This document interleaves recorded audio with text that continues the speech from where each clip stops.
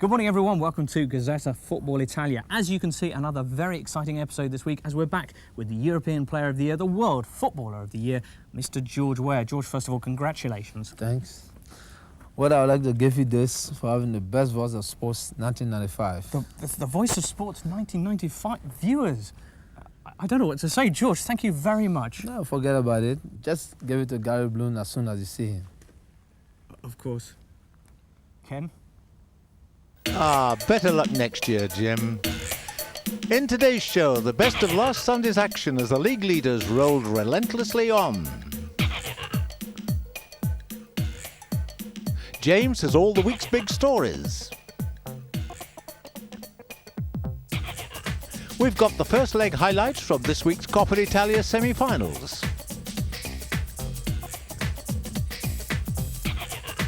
And meet Serie A's man of the moment, World Player of the Year, George Weah.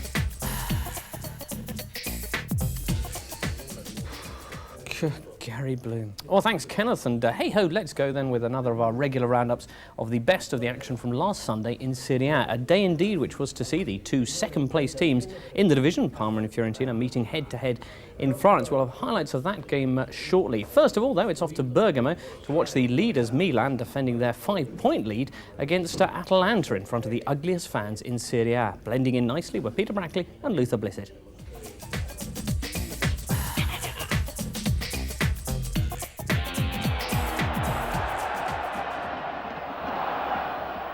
Just kept in by Paolo Maldini. Then Desai with the clearance. Off goes George Weah. And he's got clear here. Great chance for Weah. And he's taken it superbly. George Weah.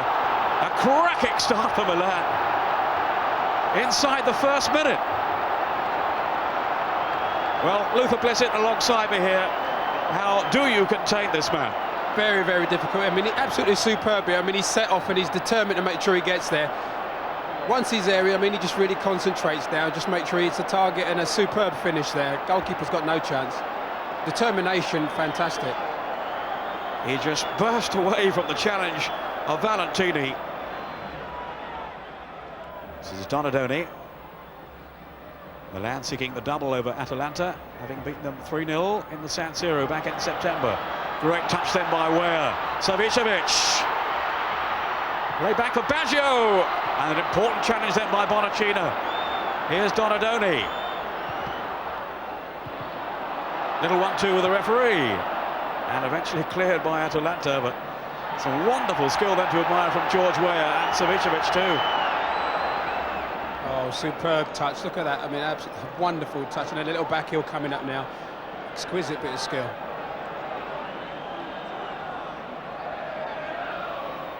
Here's Pavone. Alvieri. That was a fine pass too, releasing Pavone. Well, he stumbled and Panucci did push him in the eyes of the referee. Baresi saying it was a dive, but it's a caution for Panucci. I think I might go on the side of what Baresi's saying there myself. I thought he lost his balance. Yeah, I think but I think that's mainly in trying to keep the defender off. Let's give him a little tug. Give him a little tug. Might be the left foot of Morfeo here, the number 10. Laid off and hit. Oh, great save by Rossi. Just tipped it over the bar. The shot from Sgro. Very good save. Struck it superbly there. Arrow in for the top corner. And a fine save. Shapes up for it. Head down. Great technique there. I mean, that was in the top corner. Bizzarri. It was a real live wire. It was a good run too by Bizzarri. And the shot wasn't that far wide of goal. So maybe he's going to make a difference for Atalanta in the second half. He's made a big difference already, because now they are looking to go out on both sides now. But again, Milan proving so hard to break down defensively. This is Bonacina! And Rossi just about kept it out. Very fortunate there, I thought. He looked as if he just tried to catch that one, and it actually went through his hands. It's a good strike by Bonacina.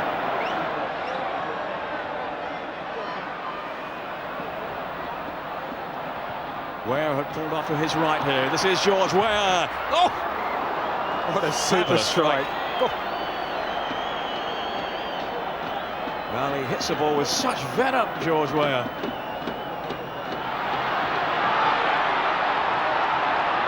Pisani.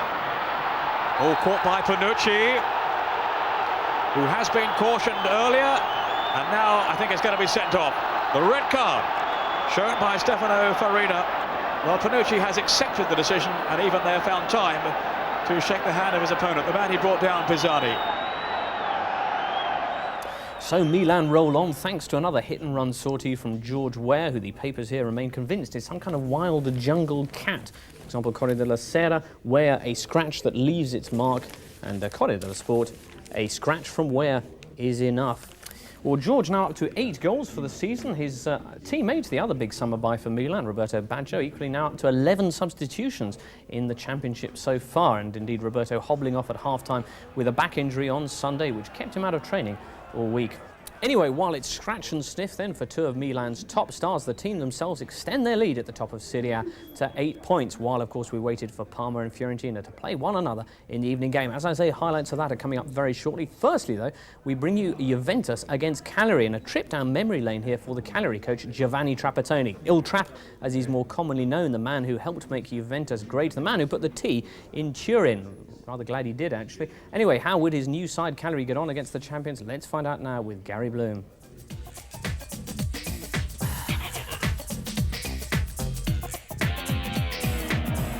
Ferrara trying to get away from Luis Oliveira. Lombardo.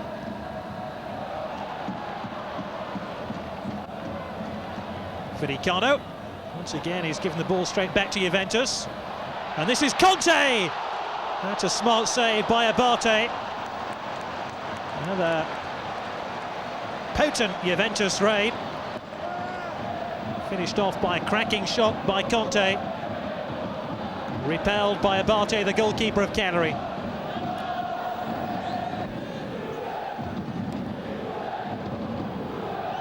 Fedicano knocks it long. Get out by Ciro Ferrara. On by Venturin. And this is Vialli, who brings Paulo Sousa into the game. Pushedo can't get it out. This is Ravanelli. He's cut inside Villa and scores. Bonomi on the line, couldn't keep it out. And there was a real sense of panic there in the Cagliari defence when Ravanelli cut in from the right-hand side. He wrong-footed Villa, and there was little Cagliari could do to keep the ball out.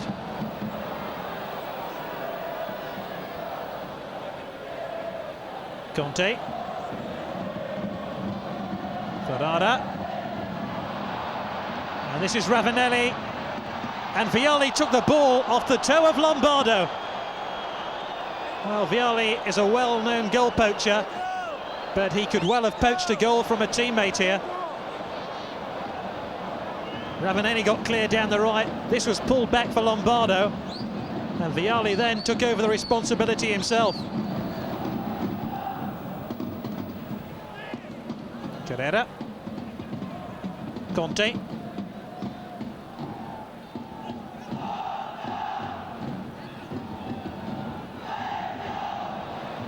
Paulo Sousa. This is Ravanelli, and it's 2.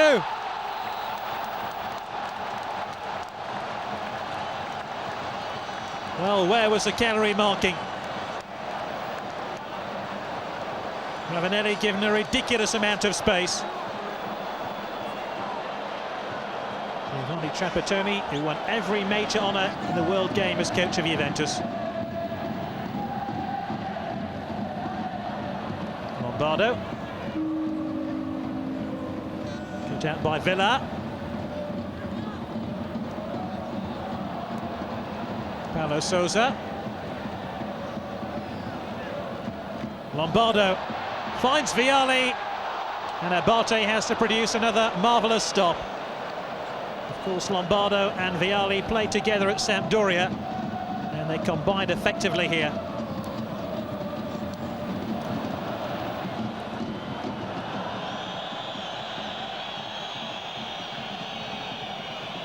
Conte with the throw. A rather laboured second half for Juventus. And that's Ravanelli. He'll chase his hat-trick till the end of the game.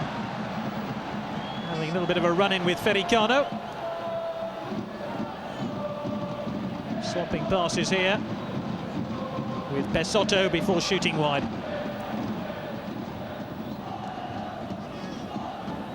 Di Livio, Giro Ferrara, Paulo Sousa. That's Del Piero. It's 3. Now, was this a miss-hit shot by Alessandro Del Piero, the Juventus substitute? It seemed to come off the end of his toe and looped and swerved and eventually dipped under the crossbar to get the better of Abate in the Cagliari goal.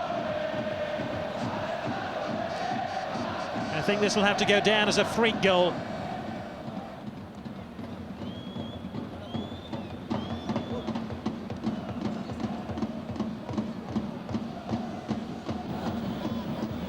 So Juventus creep ever closer to another victory. Dario Silva. Luis Oliveira's onside here. He's pulled a goal back.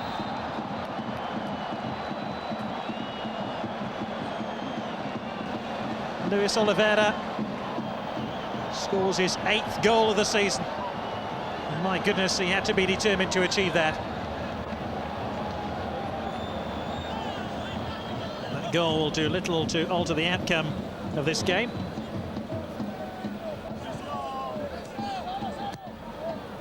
Vialli. Cagliari have seemed very dispirited in this second half. Pesotto links up with Del Piero now. And this is Jugovic. And Juventus reply with a goal of their own in stoppage time at the end of the game. Marvellous cross by Pesotto. And Jugovic scores only his 2nd Serie A goal of the season. And it's now Juventus 4, Cagliari 1. Oh dear, well, Trapp, how bitter is Turin, as the Corriere dello Sport asked after that one. The tough times continuing for Trapattoni, the most successful football coach in Italy, at least until now. His Cagliari side have now managed to lose their last 4 away games and have conceded, curiously enough, 4 goals in each one of them. Not surprisingly, thus, they now find themselves just 3 points off the relegation zone, and that noise that you can hear, sadly, is the bell tolling for Giovanni Trapattoni, as we'll be discovering later. Right now, though, finally, it's time to see highlights of that evening match, Fiorentina against Parma for 2nd place in Serie A, and commentary here from Peter Brackley.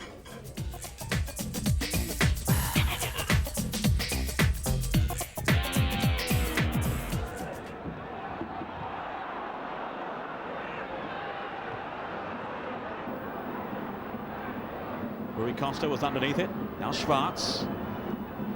Serena on the overlap. Bajika. Good strike too, and only just wide of goal then from Bajika. The Italian under-21 captain. Really struck it well then, Bajika.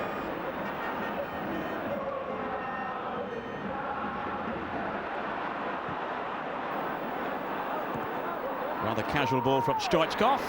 Serena for Rui Costa. He was taken out from behind then by Sensini, and that will be a caution for him. He was just totally deceived then by the footwork of Rui Costa. And it did look in the end a very clumsy tackle from Sensini. Batistuta may be lining this one up. 13 goals in the last 13 games from Batistuta, after only 1 in the first 2 months of the season. So he really has hit top form over recent weeks. Scored a cracking goal against Vicenza a couple of weeks back. Here is Batistuta now, and the shot went through, and it's in from Amoruso. Bucci couldn't hold on to it. And Fiorentina have taken the lead on 25 minutes. A fizzing shot then from Batistuta, and it was too hot for Bucci to hold on to. And Amoruso was in there, the first to strike. Such a venomous free kick. There's bend on it too from Batistuta. This is Brett Bieler. Now Sensini. Away from the first tackle. Musi. Good save by Toldo. Didn't really give too much then for Musi to aim at. He came out so quickly to confront him, to narrow that angle.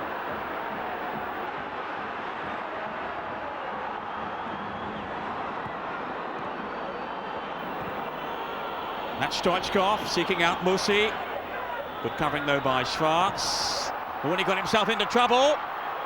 Now Musi. And that's off the line from Padalino. Such awareness shown then by the Fiorentina defender Padalino. And how indebted his team were then to that awareness.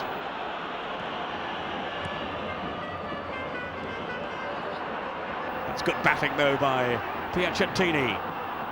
Now Rui Costa through the legs of Peen. And Batistuta's onside here. A great opportunity and a terrific save by Luca Bucci. As Batistuta went bursting through them, he might well have settled this game for Fiorentina. The kind of chance he has so often snapped up in the past with his deadly finishing.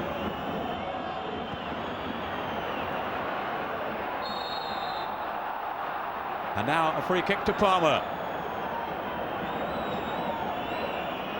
Pushed by Bajika on Stoichkov.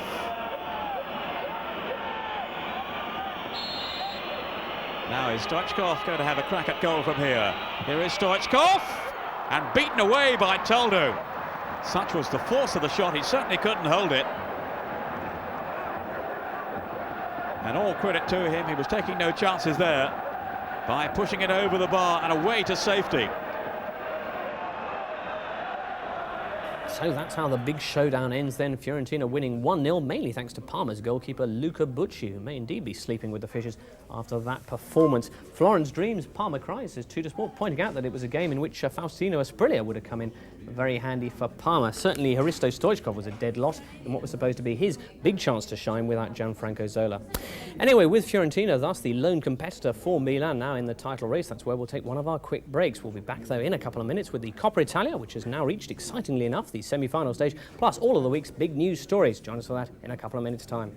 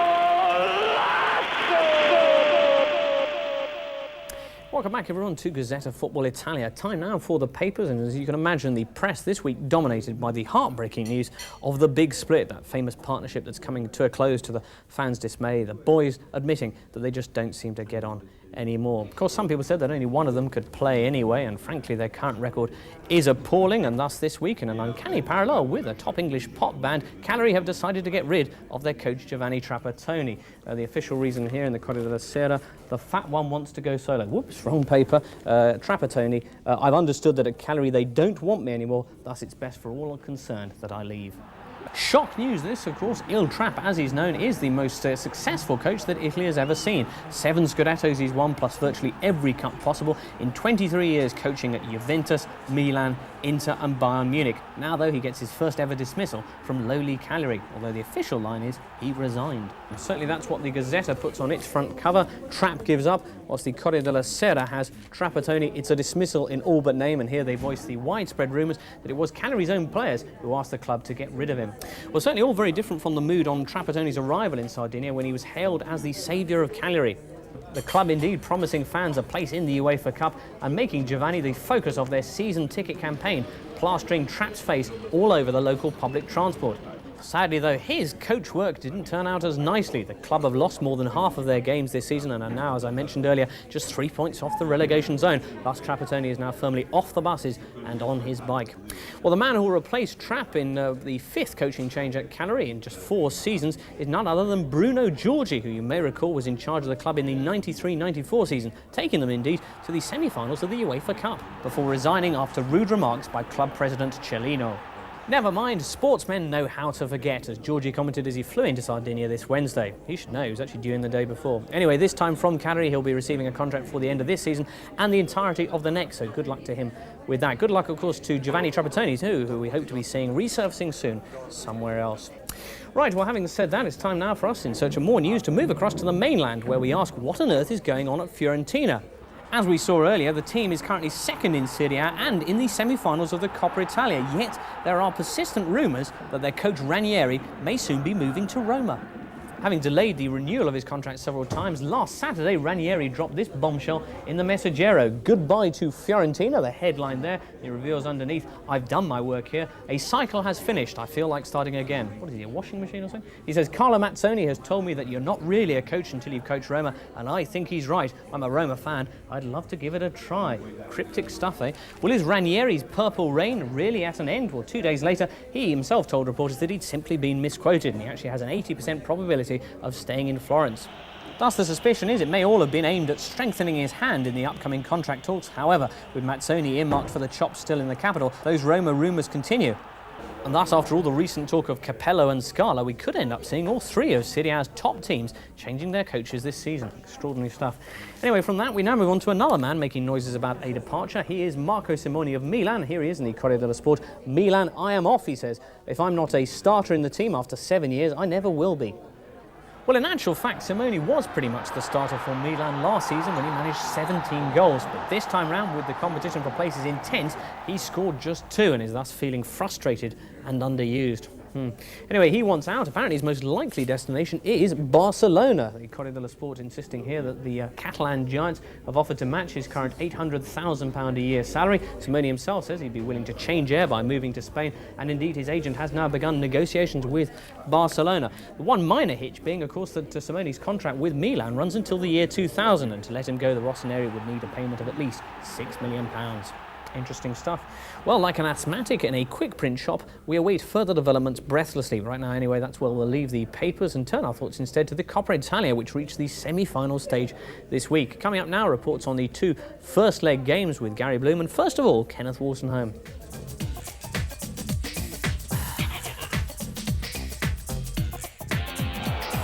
Having already knocked out Roma and Milan earlier in the competition, Bologna's fans were hoping to see their side eliminate yet another Serie A club. It was never going to be easy for Atalanta against a side also gunning for promotion from Serie B. Ferran was brought into the action early in the game. Cristiano Doni saw his shot palmed away to safety. Of course, Bologna were one of Italy's most successful clubs in the distant past. Their last honour came in the Italian Cup 22 years ago. It appears this old club is on the verge of recapturing former glories.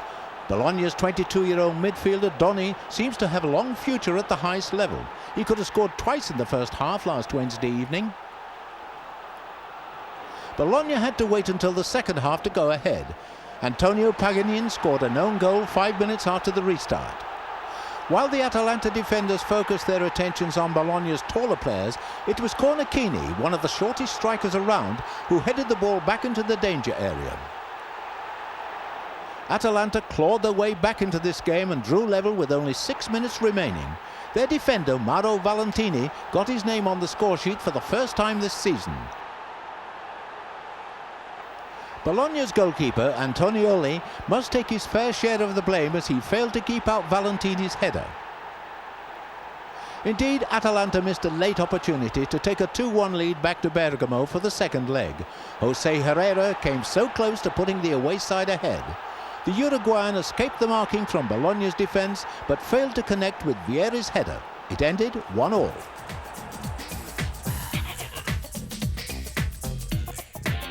So 28,000 fans have come to Florence for this Italian Cup semi-final against Inter. These two teams drew 1-1 here in the league back in November. And only chance here, Amoruso to push on. Schwarz trying to inject some pace into this Fiorentina attack. Rui Costa. Carboni got in the way. Baiano trying to win possession, and he was fouled there by Bergami. And a free kick to the home side. So here comes Battistuta. He's given that a fair crack. And Pagliuca couldn't afford to take another step backwards. Otherwise he'd have taken the ball over the goal line. Serena. Bejica. He's picked out Baiano, who's through here. And Baiano wants a penalty kick. And the referee is going to give one in Fiorentina's favour. Well, this pass by Bejica cut the Inter defence in two. And it was Paganin who brought Baiano down. So 14 minutes in. Here's Battistuta. And Fiorentina lead by 1-0. It's his 17th goal of the season, his third in the Italian Cup, and what a well-struck penalty.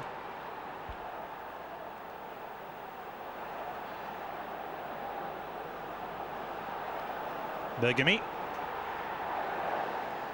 Benny Carboni trying to bring some width to this attack. 17 is Fresi. Oh, and that's directed to Roberto Carlos. Gantz! And Inter a level. Maurizio Gantz on target. He scored in the league meeting too early this season here, and he's drawn the sides level. Benny Carboni, who had a major hand in the Inter goal, and this is Branca, and that's a stinging shot, fisted clear by Toldo. Branca, the former Fiorentina player.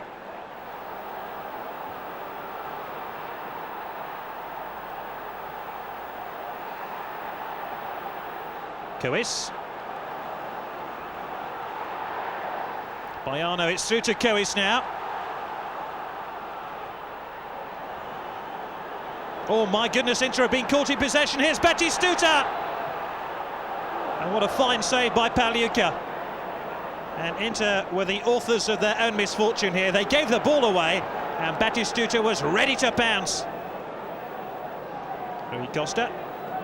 Battistuta. Well, that's an awful clearance by Roberto Carlos. This is Baiano. And Inter's defending leaves a lot to be desired. Baiano almost able to take advantage of that. Baiano. Cois is available. This is Rui Costa. Battistuta calling for the ball. This is Battistuta. Oh my goodness. That is a class goal. It's his 100th goal for Fiorentina. I doubt whether he's scored many better than this.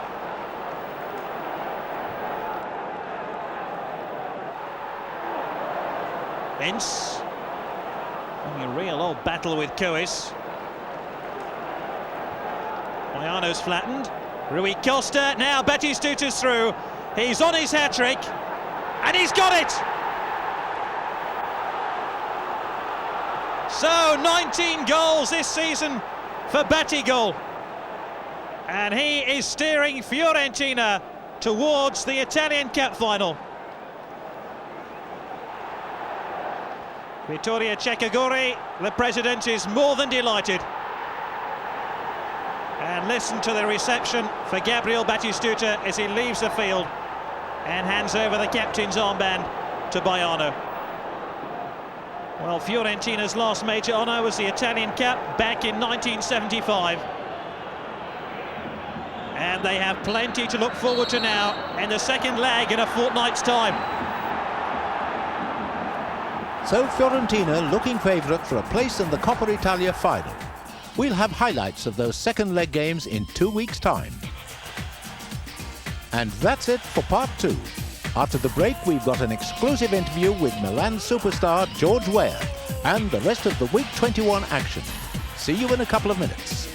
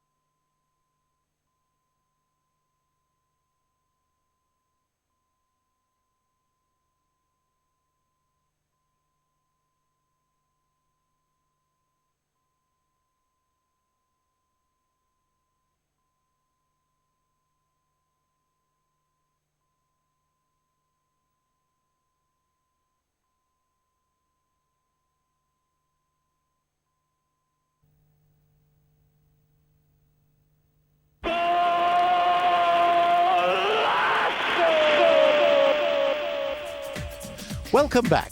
Still to come, an exclusive audience with the World Player of the Year, Milan's George Weah. But first, the rest of last weekend's action starting in Milan, where Inter played host to Napoli. Here's Luigi Chiappini. Roy Hodgson appeared to be in high spirits despite Inter's recent poor run. Roberto Carlos tested Tagliatela's reflexes early on.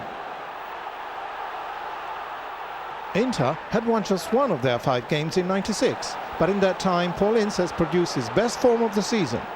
He was at the heart of this move, which Branca should have finished off with a goal. Branca made up for his error when just past the half-hour mark he helped on a cross from Roberto Carlos and Gans was on hand to steer Inter ahead. Inter doubled their advantage 11 minutes into the second half. Another surging run from Paul Ince was brought to an end by a clumsy challenge from Cruz. Ince was clearly enjoying himself, but perhaps not as much as Gans, who from the penalty spot claimed his second goal of the game and his 9th of the season.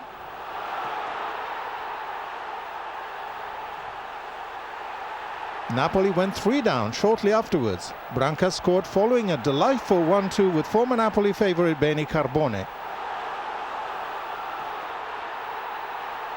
And things got worse for the away side. Fausto Pari was sent off for his ruthless challenge on Carbone. It was completely out of character for the veteran defender, but there were no hard feelings. Napoli were heading for their first defeat away to Inter in more than 5 years. Pecchia's effort was heading for goal before Pagliuca's intervention.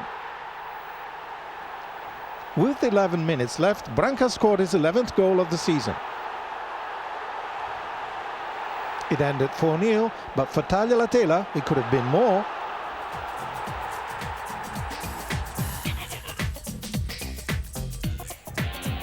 Bari's fans were still smarting from the penalty decisions which they felt cost them the game at Lazio a week earlier. Against Piacenza, luck still wasn't on their side. Pedone came mighty close to giving Bari the lead. Gautieri then almost embarrassed Piacenza's goalkeeper Taibi, who seemed completely disorientated.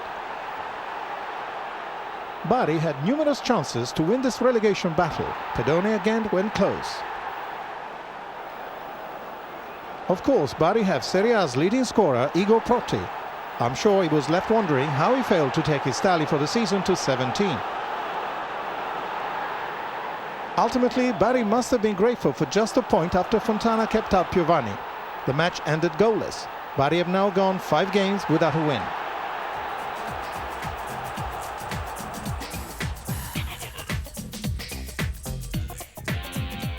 Goran Vlahovic has proved more than a handful for Serie A defenders since returning to action in December.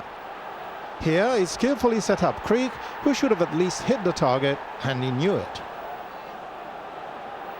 Padova took the lead through Quickie, who scored his first Serie A goal with a little help from Mondini. The Vicenza keeper was beaten again shortly before the interval, Vlahovic scoring at the second attempt. That's now 8 goals in 10 matches for the Croatian. Mondini was certainly having a peculiar afternoon. Fortunately for Vicenza, Vlahovic failed to take advantage of the goalkeeper's error. To be fair to Luca Mondini, he could do little to stop Padova taking a 3-0 lead with 3 minutes to go. The shot from Vlahovic was deflected in by Lopez. It wouldn't be the same for Padova's fans without the afternoon ending with some heart-stopping moments. In stoppage time, Vicenza pulled 2 goals back. The first was scored by Murgita, who powerfully converted the cross from Viviani. The second was claimed by Ambrosetti following some more bizarre goalkeeping, this time from Bonaiuti. If you want goals, this is the place to be. 16 have been scored in the last 3 home games. Padova have won them all.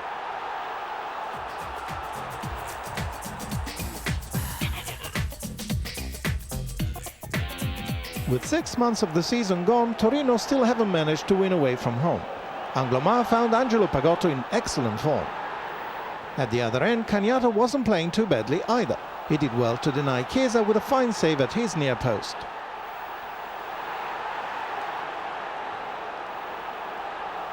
He needed to keep his wits about him again moments later. Maniero's cross almost curled right into Torino's net.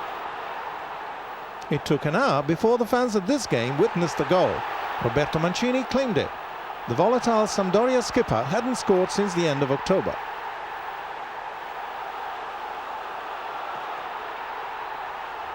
Mancini's strike proved enough to earn Sampdoria 3 vital points. Torino went down to only their second defeat in 9 games since Coglio took over as coach. Mancini missed the chance to claim his and Sampdoria's second of the game. As far as Torino were concerned, he'd already done enough damage.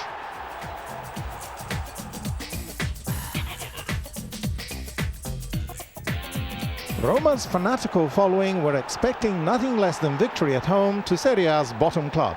Di Biagio nearly gave them something to cheer about early on. The young midfielder was still looking for his first goal since signing from Foggia last summer. He found a surprising ally in Cremonese's goalkeeper Turci, whose dreadful error gifted Roma the lead. Di Biagio was all smiles as he finally got off the mark. I wonder how Turci was feeling after this. Roma had lost their 2 previous games, but were always on top in this fixture. They went 2 up before the break. Del Vecchio created a goal. Balbo scored it. It was the Argentines' 10th in Serie A this season.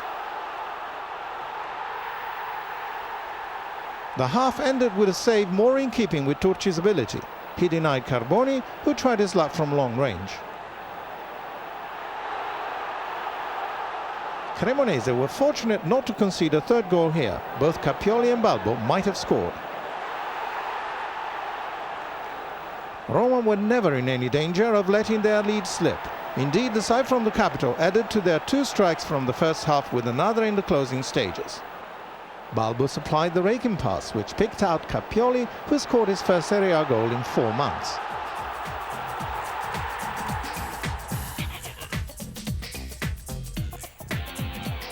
Udinese's fans had already seen their side lose at home to Lazio this season, in the Italian Cup. Here, the home side opened the scoring after 10 minutes. It was Ametrano who broke clear on the right. His pass was intended for Poggi, but it was Negro who put through his own net.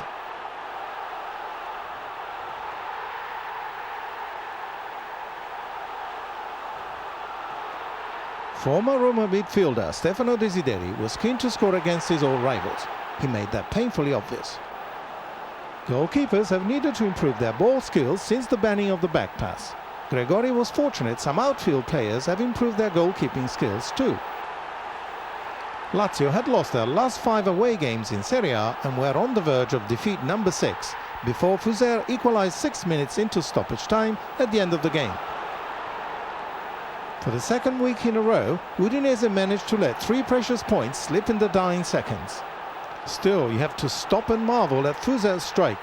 It seems that's exactly what Udinese were doing. It ended 1-1.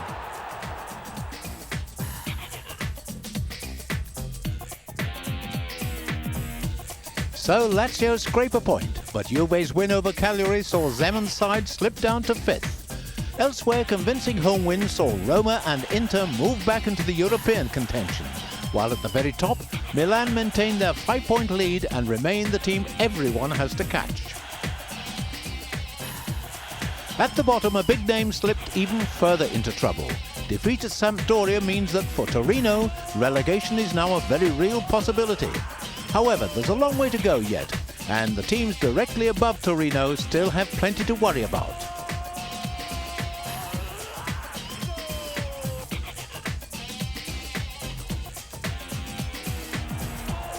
It was a quiet day in the scoring stakes. The only significant move was made by Inter's Marco Branca, who scored twice against Napoli and joined Oliver Bierhoff on 11 goals. Otherwise, Igor Protti still leads the way.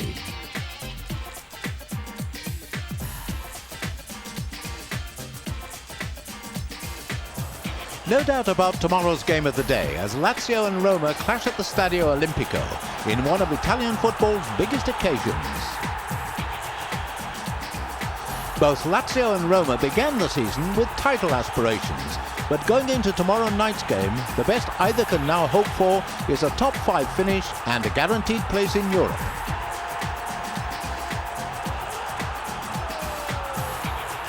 Currently, Lazio are 2 points clear of Roma in 5th place. However, Carlo Mazzoni's side are through to the last 8 of the UEFA Cup, and a win tomorrow evening would take them above Lazio in the standings. So for Zdeněk Zeman, it's a crucial game. His team are out of Europe, out of the Coppa Italia, and out of the title race. Defeat in the derby wouldn't be just another disappointment, it would be a disaster. Don't miss extended highlights of that game in Mezzanotte on Tuesday night. And don't miss tomorrow's live game, when you can see the reigning champions of Italy, Juventus. After last Sunday's 4-goal demolition of Cagliari, Juve will be aiming to continue their recovery at the expense of Buadin Boscov's exciting young Napoli side. We'll be on air with that game at 1:45 tomorrow afternoon. Among the weekend's other games, the top 3 will all be hoping for maximum points against 3 teams currently down in the relegation zone. 3rd place Parma play host to Padova, 2nd place Fiorentina visit rock-bottom Cremonese, and leaders Milan face the only team to have beaten them this season, Bari, at the San Siro. This week, James has been up to Milan for another chat with a man who's emerged as one of Serie A's players of the season. Gorgeous George, the last of the go-getters. Gorgeous George, a dandy to the letter. You really should know better. Gorgeous George. Gorgeous George indeed. In the 4 months since we last met up with Liberia's most famous telephone repairman, he has been having a very busy time of it, picking up, as you know, both the European and World Player of the Year awards, nipping off down to South Africa, as you also know, for a bit of a disaster in the African Nations Cup, and continuing, as we saw earlier, to astound and amaze here in Serie A. Thus, this week, we're back up at Milanello for another chat with the man from Monrovia. A year ago, Weah was famous but not considered one of the world's best. Now you've been voted the best on the entire planet. Yeah, well, everything takes time. Yeah, maybe it was not my time, and I mean, this last year was my time, you know, and thank God that it came my way, and I think I've justified to be one of the best players in the world too, you know. Does it mean a lot for a Liberian to win these trophies for your home country? Well, maybe the Liberian people, they may not take, they may not have the importance of taking this trophy, you know, because, you know, they got some weird mentality people that don't know about football in my country, you know. Right. But I think they got some that are really proud and, you know, willing to accept. And also for Liberia, the very small country that not been known in the world as a football country, you know, right. To win this award, I think, yeah, there's the important sports people, I think they're really, you know, appreciative and hoping for the best, you know. I will praying for me to do the best to promote the country image, you know. George is, of course, the first African to win either France football's Golden Ball or the FIFA World Player Award, and is thus widely regarded now as the most popular man in Liberia. Last month, as mentioned, he was off captaining his fellow countrymen in the African Nations Cup. The one thing, as it turns out, which hasn't gone George's way this season. His team failed to progress beyond the group stage with, to Michael Jackson's disappointment, Liberian goals few and far between. Captain George himself failed to score, was widely hailed as the big disappointment of the tournament, and even ended up criticised by some of his own teammates. Still, as Weah himself points out, just reaching the African finals was a triumph for war-torn Liberia, and besides, the trip to South Africa was not without its benefits. You met Nelson Mandela when you were down there. Was that an exciting thing for you? Yeah, well, just a dream came true. Right. Because, I mean, since we found in the story of Nelson Mandela, we wanted to know who was Nelson Mandela and how he looked like. We see in television, right. But personally, you know, we know he's a good man. Everybody wants to be near him, you know, to approach him, you know, every African. But you had a chat, didn't you? Yeah, I had a very good chance to meet him. I was very happy, and it was a very good souvenir for me. What did you talk about? Well, he welcomed me. He gave me a very good welcoming program, and he told me thanks for everything I'm doing for Africa. He wanted for me to know that I'm a true ambassador and I should continue. Excellent. And also, and I told him thanks for, you know, for inspiring the youth of Africa and for being so dedicated. And and I was very happy, and I think I made sure that some of my friends with the profit too. You know, some players, most of the Liberian players went with me. And they met and they took photos and they were all happy. Yeah, I think everybody wants souvenir, and we got the best of souvenir in South Africa. Even though we're disappointed, but on the other side, we're very happy. You came back to Italy, and without missing a beat, you're already scoring goals again.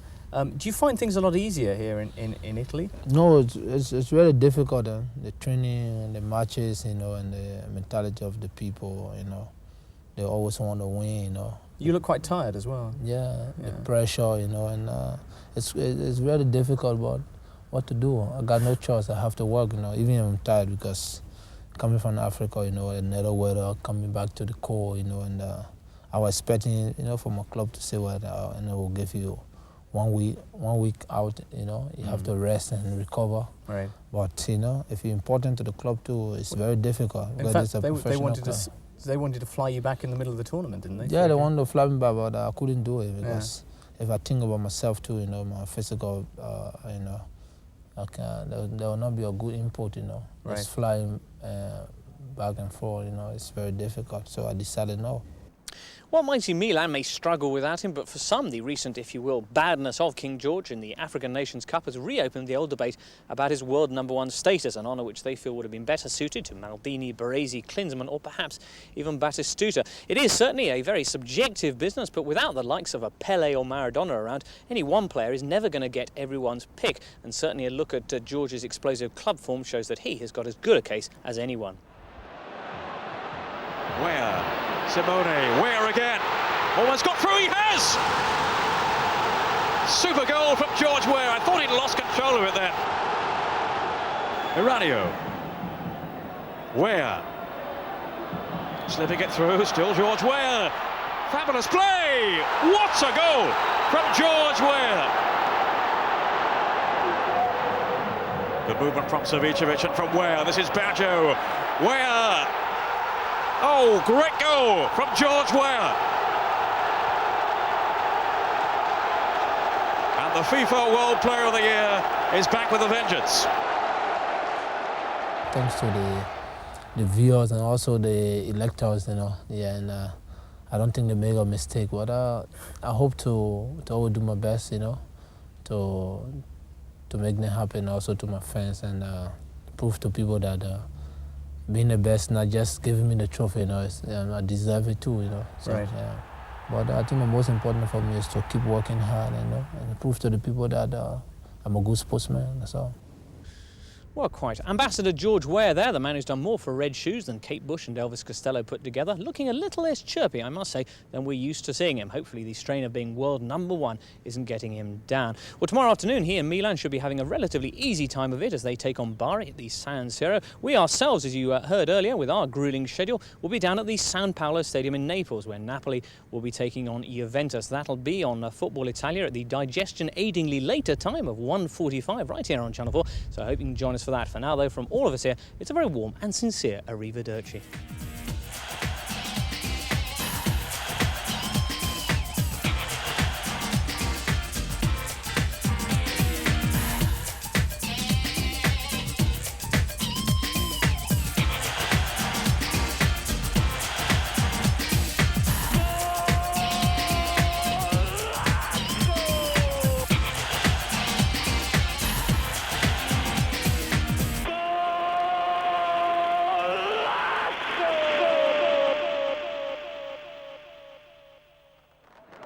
More Italian football tomorrow.